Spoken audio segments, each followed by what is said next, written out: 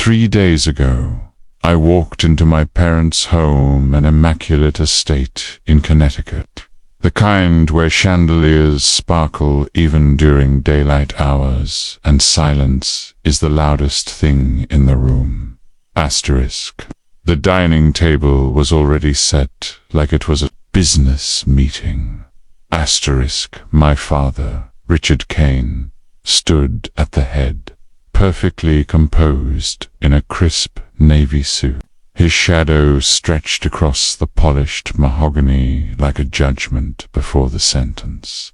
Asterisk. My mother, Claire, sat to his right, wearing her signature pearls like armor. She was the kind of woman who ironed her disapproval into every syllable. Asterisk. My brother, Nathan, was already there, leaning back confidently in his designer suit. His recent promotion to senior counsel at Harper & Klein had only inflated his ego further. He looked at me like he was doing charity work just by letting me breathe the same air. Asterisk. Across from me sat Uncle Thomas, our family's self-appointed guardian of legacy. His eyes squinted the second I walked in, as if my presence alone disrupted the balance of power. Asterisk. No hugs, no greetings, just judgment hanging heavy in the air like smoke. Eleanor, my father began, tone clipped. We're here because we're concerned. Asterisk. I sat down quietly, smoothing the gray sweater I'd chosen on purpose. Simple, understated, the kind of thing they'd interpret as failure. They didn't know it was my armor. Concerned, I repeated, tilting my head. About what, exactly? Asterisk. Your choices, he said bluntly. Your career, or what's left of it. Asterisk. Nathan jumped in with a smug smile. You were a director at Diot before you turned 30. A golden track. Everyone said you'd be running a Fortune 500 by now. Asterisk. My mother sighed, reaching for her wine. And then you walked away. To do what? Code in your apartment. Waste your inheritance on experiments. Asterisk. Uncle Thomas snorted. 3 years. You've had 3 years to find your way back. But instead, you keep sinking further into whatever this is. Asterisk. I kept my hands folded in my lap, my face unreadable. They had no idea what was coming. What they thought was a cautionary tale was actually a war story. Asterisk. And I had survived more than fair would ever know. Asterisk. You know, Nathan continued, Harper & Klein is hiring again. I could pull some strings. Get you back into a real office. You don't have to keep struggling. Struggling, the word landed like a slap. Asterisk. They didn't know about the pivot. Asterisk. About the months I spent sleeping in my office chair, debugging code through the night while quietly raising our first seed round. Asterisk. They didn't know about the federal contracts, the non-disclosure agreements. Asterisk. The investors, the breakthroughs, the future I was already building, just not in the way they expected. Last Christmas, Nathan had made a show of announcing that my startup had quietly folded. Asterisk. He toasted to new beginnings and handed me a business card. For a career coach. They thought they were helping. They thought I was lost. But I wasn't. I was just quiet. Because some things grow best in the dark. I glanced at my phone. 6:59 p.m. 1 minute. My fingers stayed still. My voice was even.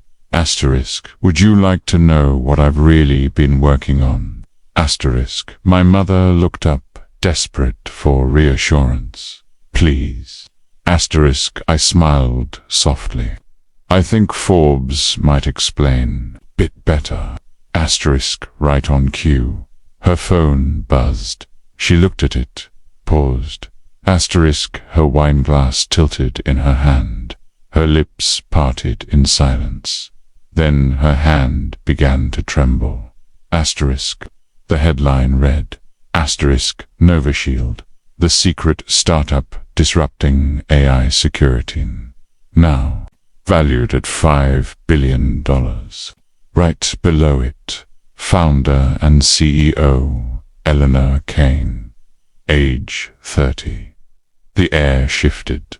No one spoke. Asterisk, Nathan leaned forward, eyes scanning the screen. 5 billion. Asterisk, Uncle Thomas reached for the phone. This has to be an error. Asterisk, no mistake, I said, finally letting the steel edge into my voice. Actually, the valuation's already low. After this morning's Pentagon deal, we're closer to 7. Asterisk, my father sank slowly into his seat. But why didn't you tell us? I looked at him, really looked, for the same reason. I didn't tell you when I scraped together the first $10,000 to bootstrap it, or when I hired my first engineer, or when I slept on the office floor.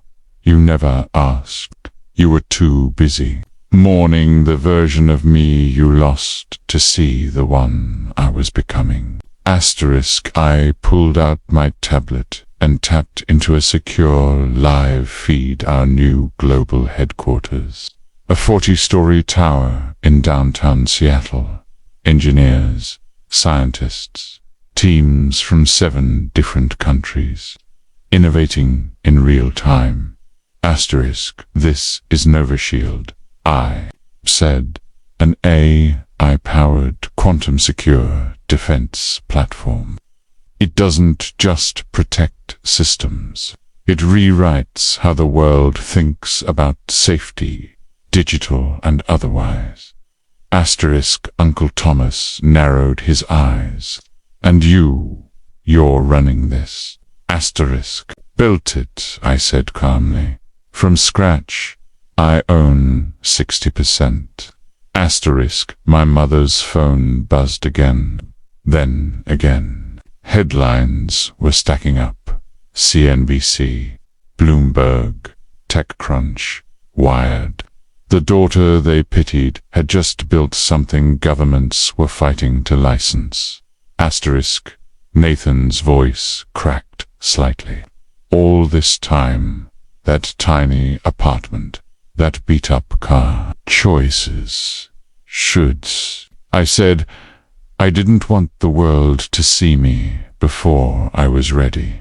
I didn't need a penthouse to validate my success. I needed clarity, focus. Asterisk, my father leaned forward, voice hoarse. We were trying to help you. Asterisk, no, I said, standing slowly. You were trying to fix me, and I was never broken. You just didn't recognize the blueprint. Asterisk, Uncle. Thomas's hands were shaking now. You're backed by Oracle, Titan Ventures, the US government. Asterisk, I nodded. It's all in the release. But we kept it quiet. Security protocols. I'm sure you understand. The room was silent again this time, not with judgment, but with disbelief. I picked up my coat, buttoning, bit with care. Asterisk, you measured my worth by Nathan's bonuses, Mum's pearls, and Thomas's retirement fund. But I was never playing that game. I've been rewriting the rules. I turned toward the door, my phone buzzing gently in my hand. A message from Lena, my coup. Asterisk, CNN segment confirmed. Stock up 35%. Let's go. I paused one last time. You all assumed I needed saving. But the truth is, I was always the one building the lifeboat. Then I walked out. Call to action, closing asterisk that night. I went live on national television. Asterisk, I didn't mention my family. I didn't need to. Asterisk, I told the world about Nova Shield, about the nights I coded through tears, about the vision that kept me alive when doubt felt louder than hope. Asterisk, and I said these words. I want you to carry with you. This isn't about proving them wrong. It's about proving yourself right. Asterisk. It's about knowing that just because they can't see your future doesn't mean it isn't real. Asterisk. So if you're out there quietly building, asterisk, if someone's telling you your dream is too small, too late, too crazy, don't waste your breath trying to convince them. Just keep building, in silence, with fire, with purpose. And when the moment comes, when the world finally catches up, asterisk, let your success do. Be talking. Because some storms aren't meant to be weathered. Some are meant to be unleashed.